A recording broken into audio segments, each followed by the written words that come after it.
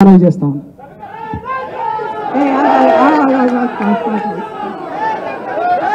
జై తెలంగాణ. ఒక నిమిషం ఆగు రామరెడ్డి, ఒక నిమిషం ఆగు. ఒకసారి స్లోగన్ సిద్ధమా గట్టిగా? జై తెలంగాణ, జై కేసీఆర్, జై కేటీఆర్. అందరికీ నమస్కారం.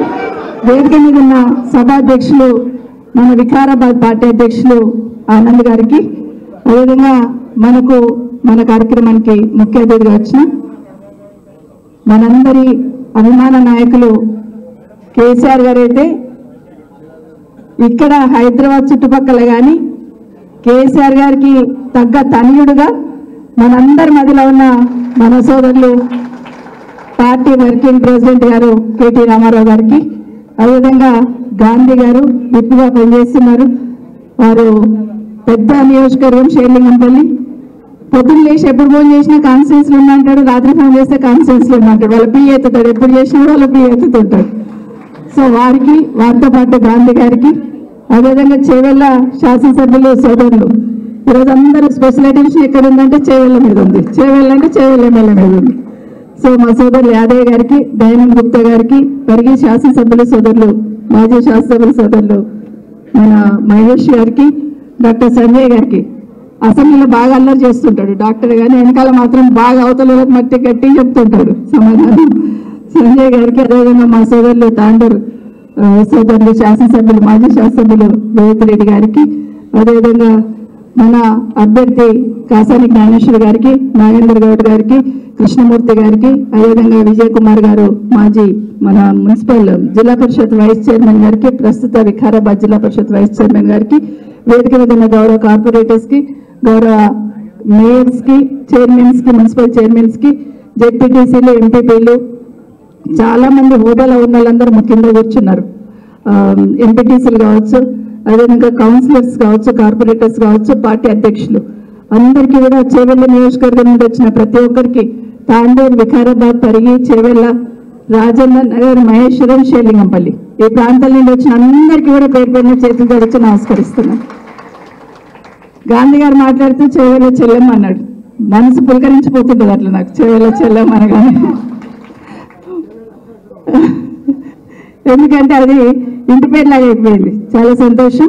కాబట్టి చేవెళ్ళ పార్లమెంట్, ఈరోజు చేవెళ్ళ పార్లమెంట్లో జరుగుతున్న ఎన్నికల్లో మనం కాసాని జ్ఞానేశ్వర్ గారిని గెలిపించి గులాబీ జెండా ఎగిరించి కేసీఆర్ గారికి గిఫ్ట్గా ఇద్దాం అనేది ఒకటి మనం అందరం కూడా కోరుతా ఉన్నాం. అందుకందరు సో ఇక్కడున్న మీ అందరినీ కూడా గత 20 సంవత్సరాల నుండి చాలా మందిని చూస్తున్నా నేను. 20 సంవత్సరాల నుండి ఎప్పుడు అధికార పార్టీలో ఉన్న వాళ్ళేం కాదు, ప్రతిపక్షంలో ఉండి ఎట్లా పోరాటం చేయాలో, అధికార పార్టీలో ఉన్న వాళ్ళకి ఎట్లా బుద్ధి చెప్పాలో, ఎట్లా పనిచేయించాలో తెలిసిన వాళ్ళే ఇక్కడ చాలా మంది ఉన్నారు. వాటి ఇది కొత్త ఏం కాదు. ప్రజల కోసం ప్రజల మధ్య నుండి పనిచేస్తున్న వాళ్ళు చాలా మంది ఇక్కడ ఉన్నారు. ఈ ఎన్నికల్లో మాత్రం దయచేసి మీకు అందరికీ నా విజ్ఞప్తి ఒకటి, కేటీఆర్ గారు మాట్లాడతారు, నేను ఎప్పుడు మాట్లాడుతూనే ఉంటాను, కానీ మీ అందరికి ఒక్క విజ్ఞప్తి చేస్తున్నాం. మన పార్లమెంట్ ఏరియాలో ఎక్కడ ఏ చీమ చిటుక్కుమన్నా మాకు ఇబ్బంది ఉందమ్మా అంటే మేమందరం పరిగెత్తుకొస్తాం. అది గుర్తుపెట్టుకోండి. కింద ఎవరో కేసులు పెడుతున్నారు, ఇబ్బంది పెడుతున్నారు అంటే ఏమీ భయపడాల్సిన అవసరం లేదు. ఒకరి దగ్గరకు వచ్చిందంటే 100 మంది మనం పరిగెత్తొచ్చినట్టు మేమందరం ఉన్నాము. మరొకసారి మీకు అందరికీ కూడా విజ్ఞప్తి చేస్తున్నా, మీ శాసనసభ్యుల సోదరులందరూ నిజంగా వికారాబాద్ జిల్లాలో ఎలక్షన్ కన్నా ముందు నేనేమనుకున్నానంటే ఫస్ట్ గెలిచే సీటు పరిగి అనుకున్నాను. ఎందుకంటే అంత బాగా పనిచేసుకున్నాడు. తర్వాత రోహిత్ రెడ్డి గారు గట్టిగా ఫైట్ చేస్తూ ఉండి, గట్టిగా తిరుగుతూ ఉండి, ఎప్పుడు 6 నెలల ముందే మొదలు పెట్టినాడు, ఆయన గెలుస్తాడు అనుకున్నాం. అట్లాగే మా ఆనంద్ గారు అధ్యక్షులు ఖచ్చితంగా గెలుస్తారు. ఇంకొకటి కూడా ఏమనుకున్నానంటే వికారాబాద్ జిల్లా కావాలని ఎన్నో రోజుల నుండి పోరాటం చేసినాం కదా, కేసీఆర్ గారు వికారాబాద్ జిల్లా చేశారు కాబట్టి వికారాబాద్ లో ఉన్న వాళ్ళందరినీ గెలిపించి రుణం తీర్చుకుంటారు వికారాబాద్ ప్రజలు అనుకున్నాం. కానీ చిన్న కట్టు దాకినంత మాత్రం వెనక్కి పోవాల్సిన అవసరం లేదు. ఇంకా కసిగా ఈ ఎన్నికల్లో గట్టిగా పనిచేసి కేసీఆర్ గారు రుణం తీర్చుకుంటట్టు మనము ఎంపీ అభ్యర్థిని గెలిపించి పంపిద్దాం. ఇంకోటి కూడా నా విజ్ఞప్తి ఏంటంటే, ఇంతకుముందు మాట్లాడితే అందరు చెప్పారు, విశ్వేశ్వర రెడ్డి గారు ఎవరో తెలియదు, కేసీఆర్ గారు పంపించారు కాబట్టి గెలిపించి పంపించారు. రంజిత్ రెడ్డి గారు ఎవరో తెలియదు, కేసీఆర్ గారు పంపించారు కాబట్టి గెలిచి పంపించాం మనం. కానీ అంతో ఇంతో 10 సంవత్సరాలు మన జిల్లాలో సేవ చేస్తూ జిల్లా పరిషత్ చైర్మన్ గా, ఎమ్మెల్సీగా ప్రతి ఒక్కరితో మమేకమై ప్రతి ఒక్కరితో అనుబంధాన్ని పెంచుకొని 96 కులాలని ఒక వేది మీదకి తీసుకొచ్చి 96 కులాల గొంతుక నేనుంటా అని చెప్పి ఆ రోజు ప్రయత్నం చేస్తున్నారు కాసాని జ్ఞానేశ్వర్ గారు. కాబట్టి ఈ రోజు నేను విజ్ఞప్తి చేస్తున్నా, బడుగుల గొంతుగా పార్లమెంట్లో వినిపించాలి మన చేయాలని ఉందంటే ఖచ్చితంగా కాసాని గారు గెలిపించి రావాలి. మనం కూడా లౌక్యంగా పనిచేద్దాం. కింద గ్రామాలలో మొన్న ఎలక్షన్లు ఎన్ని ఓట్లు వచ్చినాయి, దానికి డబల్ ఓట్లు తీసుకురావాలని గ్రౌండ్ వర్క్ మనం చేద్దాం.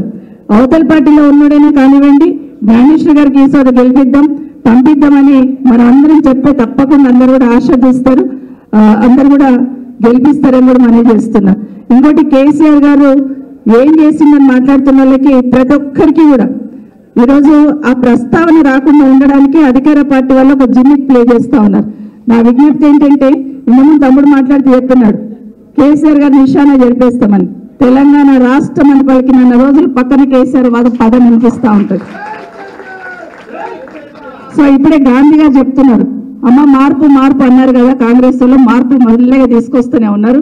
పెన్షన్లు వేస్తలేరు, లైట్లు పోతున్నాయి, కరెంటు పోతుంది, నీళ్లు చక్కగా వస్తలేవు, పంటలు ఎండిపోతున్నాయి. మన క్రిస్టియన్ వాళ్ళు క్రిస్మస్ పండుగ వస్తే క్రిస్మస్ గిఫ్ట్స్ చెప్పారు. ఇప్పుడు రంజాన్ పండుగ వచ్చింది, రంజాన్ తోఫా కూడా ఇప్పుడు పత్తా లేదని చెప్తున్నారు. ఇది వాస్తవమా కాదా? లేకపోతే కేసీఆర్ గారు కొట్టుకుంటుంది, ఒక రంజాన్ పండుగ వస్తుందో అంటే నెల రోజుల ముందే మమ్మల్ని అందరిని అలర్ట్ చేస్తుండే, ఏమైతుంది రంజాన్ తోఫా రెడీ అయినాయా లేదా. బతుకమ్మ పండుగ వస్తుందంటే నెల రోజుల ముందే కేటీఆర్ గారిని అలర్ట్ చేస్తుండే, ఏమైనా చీరలు తయారైనాయా లేదా, పోతున్నాయా లేదా. ఇట్లా ఒక తండ్రిలాగా ప్రతి ఒక్కటి ఫాలోఅప్ చేస్తూ ఉంటున్న కేసీఆర్ గారి విలువ ఇప్పుడిప్పుడే తెలిసింది జనాలందరికీ. అయ్యో పొడగొట్టుకున్నామా అని ఫీల్ అవుతున్నారు. కాబట్టి మీరు అందరు కూడా మన రంగారెడ్డి జిల్లాకైతే మన యాదయ్య గట్టిగా మాట్లాడండి. ఇప్పుడంటే చందన్ వెల్లిని ఈరోజు సిలికాన్ వ్యాలీ లాగా చేసి పెట్టినారు మొత్తం. కాబట్టి ఎక్కడ చూసినా అక్కడ మొత్తం కంపెనీలను తీసుకొచ్చి అక్కడ వేస్తున్నారు. మన మహేష్లా తుక్కు కూడా చూసుకుంటే ఫాక్స్కాన్ లాంటి కంపెనీ తీసుకొచ్చి ఏ విధంగా తీసుకొచ్చిందని మనం చూస్తున్నాం. అట్లాగే తాండూరు సంబంధించి తాండూరు అన్నిటికన్నా ముఖ్యంగా 311 జీవో గురించి కేసీఆర్ గారు మాట ఇచ్చారు కాబట్టి 311 జీవోని ఎత్తేయాలని రెండోసారి ముఖ్యమంత్రి కాగానే మొట్టమొదటిగా దాని మీద దృష్టి పెట్టి ఎప్పుడు కలిసినా కూడా మీ యాదయ్య గారు నేనున్నా ఎప్పుడున్నా ఆడ మాట్లాడుతున్నప్పుడు 311 ఎత్తేయండి సార్ అని అడుగుతూ ఉంటుండే ఎప్పుడైనా కూడా. నిజంగానే కేసీఆర్ గారు ఇచ్చిన మాట కట్టుబడి 311 జీవోని ఎత్తేస్తున్నారు. కాబట్టి మీరందరూ కూడా దయచేసి మీకు అందరికీ కూడా కింద మళ్ళీ మాట్లాడే ప్రయత్నం చేస్తున్నాడు. ఈరోజు ఒక మా సోదరు ఎవరైతే పోయినారో అవతలకి రంజిత్ రెడ్డి గారు నేనైతే ఇచ్చిన 311 అంటున్నాడు. ఒక్కరోజు అడిగిన దాఖలు లేవు, కానీ యాదయ్య గారు 10 సార్లు అడిగినాడు నా ముందల్ని, సార్ ఇది ఒకటి ఎత్తేయండి. ఇంకొక మాట కూడా అడుగుతుండే చేవెళ్ళు అనగానే, మా దగ్గర చెక్ డ్యామ్లు కట్టినారు సార్, కనీసం చెక్ డ్యామ్లు కట్టినాయండి అంటే ఎప్పుడు లేని డీవియేట్ అయిపోయి చెక్ డ్యామ్లు కట్టడానికి ఇచ్చినారు. ఇట్లా ఒకటి చెప్తే చాలా ఉన్నాయి. ఈరోజు మన రంగారెడ్డి అండ్ బెడ్చల్ ఇప్పుడు మొత్తం ఉమ్మడి రంగారెడ్డికి సంబంధించి రంగారెడ్డి చుట్టుపక్కల 4 సూపర్ స్పెషాలిటీ హాస్పిటల్ కడతా ఉన్నారు. ఇవన్నీ కనిపించేవి శాశ్వతంగా ప్రజలకు కళ్ళ ముందు కనిపించే అభివృద్ధిని కేసీఆర్ గారు చేసిన శాశ్వతంగా ఉండేటట్టు.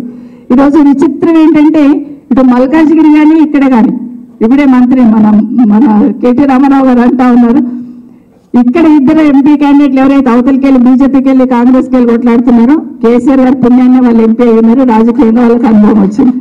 అక్కడ ఉన్న వాళ్ళని కూడా కేసీఆర్ వాళ్ళని, అక్కడ ఇద్దరు ఎంపీ క్యాండిడేట్లు ఎవరైతే పోట్లాడుతున్నారో వాళ్ళు కూడా కేసీఆర్ గుర్తింపు తీసుకొచ్చిన విషయాన్ని ప్రజలందరూ గమనిస్తూ ఉన్నారు.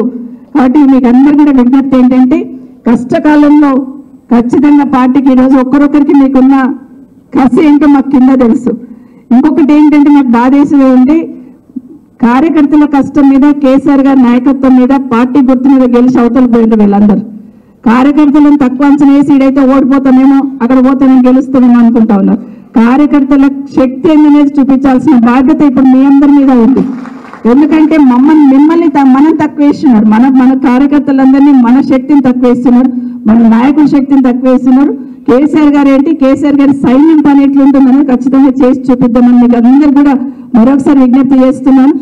మీరందరూ పరిగి వికారాబాద్ తాండూరుకి అయితే జ్ఞానేశ్వర్ గారికి చాలా పరిచయాలు ఉన్నాయి. మనం అందరం కొంత వాళ్ళందరినీ మోటివేట్ చేస్తే ఖచ్చితంగా వాళ్ళందరూ వెళ్ళంటుంటారు.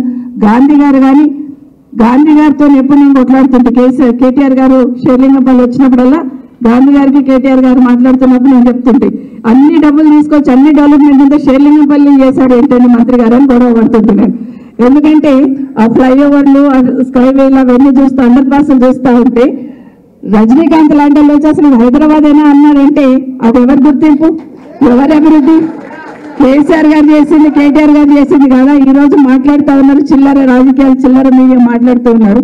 ఈరోజు హైదరాబాద్ కి విశ్వనగరంగా గుర్తింపు వచ్చినట్టు ఇంత బాగా చేసుకున్నామంటే డెఫినెట్ గా దాని వెనకాల కేసీఆర్ గారి ఆలోచన, కేటీఆర్ గారి ఆచరణ, స్థానిక శాసనసభ్యుల సహకారంతోనే చేయడం జరిగింది. కాబట్టి ఈరోజు షేర్లింగంపల్లి కానీ, రాజేంద్ర నగర్ కానీ, మహేశ్వరం కానీ మంచి మెజార్టీతో గెలిపించున్నారు. మాకు వచ్చిన మెజార్టీ కన్నా డబల్ మెజార్టీ రావాలని విజ్ఞప్తి చేస్తున్నాం. ఎందుకంటే షేర్లింగంపల్లిలో 50,000 వచ్చినాయా అంటే 1,00,000 మెజార్టీ రావాలాడు ఎంపీ గారికి. అయితే 50,000 మెజార్టీతోనే మా ఎమ్మెల్యే గారు గెలుస్తున్నారు కదా షేర్లింగంపల్లిలో. దానికి డబల్ ఇచ్చినట్టు చేయండి.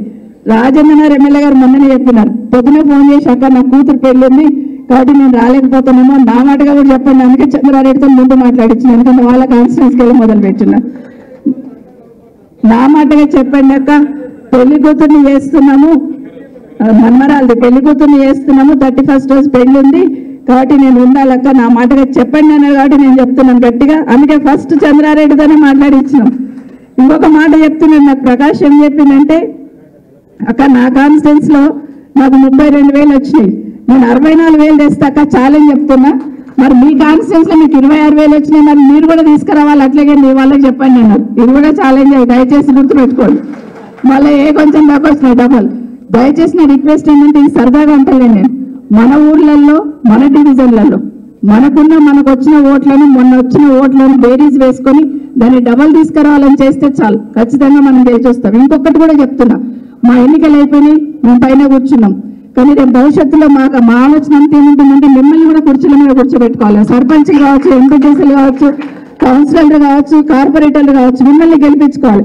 మిమ్మల్ని గెలిపించుకోవాలంటే ఈ ఎన్నికలు మాకందరు కూడా చాలా, మీకు ఎట్లన్నా మాకు కూడా ఇంకా మెజార్టీ చూపిస్తే ఆటోమేటిక్గా రేపు వచ్చే ఎలక్షన్లో మీకు రిఫ్లెక్ట్ అవుతుంది. దయచేసి గుర్తుపెట్టుకొని మిమ్మల్ని అందరినీ కూడా మంచి బదులు. ఎంతమంది అనిల్ మాట్లాడుతూ ఒక మాట చెప్పినాడు, మేము గెలిపించుకుంటాం మిమ్మల్ని. మేము మిమ్మల్ని గెలిపించుకోవాలంటే మీరు అక్కడ ఏమాత్రం డివేట్ కాకుండా అదే కసితో పని చేసే ప్రయత్నం చేద్దాం. ఈరోజు మరొకసారి మీకు అందరికీ నా విజ్ఞప్తి, చేవెళ్ళ పార్లమెంట్ లో మన గులాబీ జెండా ఎగిరించి ఖచ్చితంగా కేసీఆర్ గారికి బహుమతిగా, ఇప్పుడున్న సిచ్యువేషన్ లో పార్టీలు మారుతుంటారే కానీ ఇప్పుడున్న సిచ్యువేషన్ లో మన లీడర్ కి వ్యక్తిగతంగా ఇబ్బంది ఎందుకు వచ్చింది, పార్టీ పరంగా కేసీఆర్ గారిని కొట్టలేకపోయినారు కాబట్టి ఈరోజు ఆయన కూతుర్ని తీసుకుపోయి పెట్టినారు.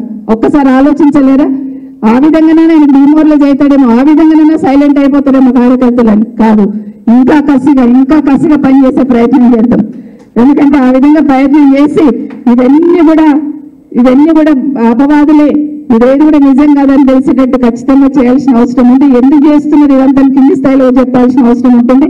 ఈ టైంలో మన లీడర్కి ఆ విధంగా ఇబ్బంది ఉన్న ఈ టైంలో, ఎందుకంటే ఒక కాకి చనిపోతే 100 కాకులు చుట్టుముడతాయి దాని చుట్టూ.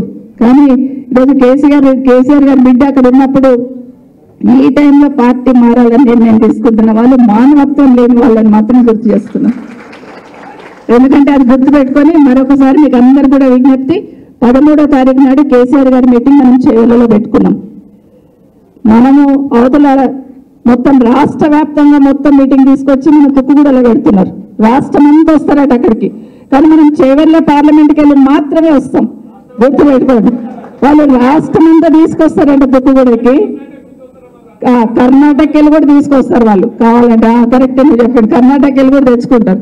కాబట్టి మనము 13th రోజు 13 నాడు గౌరవ అధ్యక్షులు కేసీఆర్ గారు వస్తున్నారు చేవెళ్ళకి.